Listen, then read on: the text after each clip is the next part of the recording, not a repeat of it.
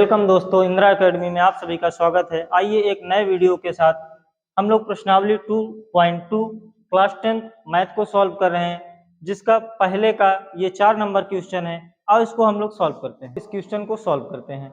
सबसे पहले देखो, एक फॉर्मूला होता है ax square plus bx plus c बराबर 0। ठीक, इसके साथ ही साथ में और इसका हम लोग सबसे पहले शून्य ज्ञात करते हैं। क्या ज्ञात करते हैं? शून्य। इसके पहले वाले वीडियो में हम सारी चीजें बता दिए हैं, फिर भी आप लोग को एक बार बता दे रहे हैं शून्य कैसे ज्ञात करते हैं। आओ देखो, 4u स्क्वायर और 8u, इन दोनों में कॉमन क्या है? सबसे पहले खंड तो हो नहीं सकता, आओ कॉमन निकालते हैं। अगर 4 कॉमन ले लेते हैं और u कॉमन ले लेते हैं, यहाँ क्या बचेगा भैया? u प्लस यहाँ क्या बचेगा? 4 कॉमन हो गया तो क्या बचेगा भैया? 2 बराबर क्या? 0। आप 0 ले सकते हो। ठीक, इसका खंड करते टाइम देखो, इसमें हमको द्विघात समीकरण है, 2 है, बहुपद है। इसको हम लोग क्या करेंगे? 2 पार्ट में तोड़ेंगे। कितने पार्ट में? 2 पार्ट में, क्योंकि सत्यता की जांच करने के लिए अल्फा प्लस बीटा 2 चाहिए हमको। आओ u प्लस 2 एक कोष्टक में कर लेते हैं बराबर 0।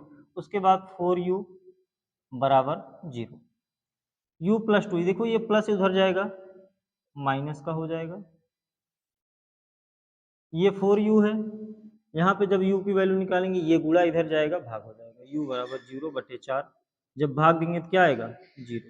u का मान क्या आ गया? 0 आ गया। ये u है बेटा। आओ अब देखो, इसको हम लोग देखते हैं।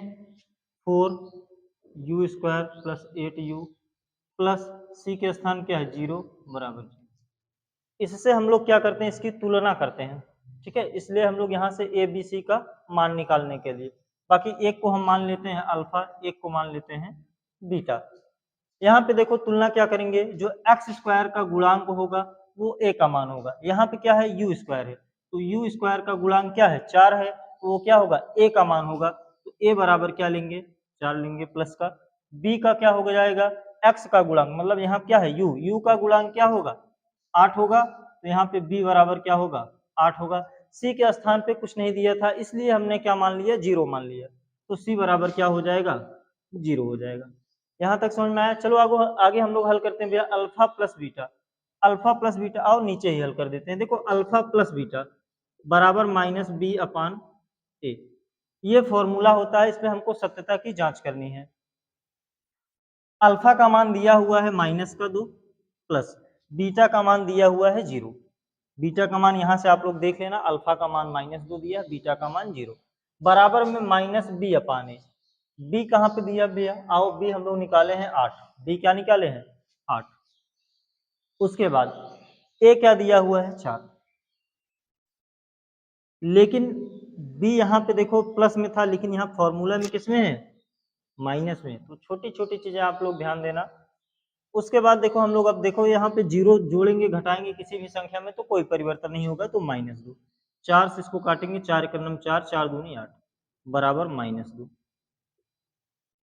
उसके बाद क्या है? गुणांक अल्फा इंटू बीटा बराबर सी अपान ए। अल्फा का मान दिया हुआ है भैया यहाँ पे क्या? -2 गुणे बीटा का मान दिया है 0 बराबर सी अपान ए। सी का मान दिया है 0, ए का मान दिया है 4। जब 2 में हम 0 से गुणा करेंगे या किसी भी संख्या में जब 0 से गुणा करते हैं तो सदैव क्या होता है? 0 होता है। क्या होता है? 0 बराबर 4 से जब 0 में गुणा करेंगे, भाग देंगे तो क्या आएगा? 0, मतलब 0 से टकराओगे तो चूर चूर हो जाओगे। आओ देखो, ये सत्यता की जांच करनी थी। अगर ये दोनों पक्ष आपस में बराबर हैं तो इसका मतलब हमारा शून्य की ये सही आया है। तो दोनों पक्ष देखो हम लोग क्या किए? निकाल लिए हैं, बराबर है, यहाँ से भी बराबर है, तो दोनों पक्ष बराबर हैं। इसका मतलब ये हमारा जो शून्य निकला था वो सत्य है। आई होप ये क्वेश्चन आप लोगों को समझ में आया होगा। वीडियो को देखने के लिए धन्यवाद।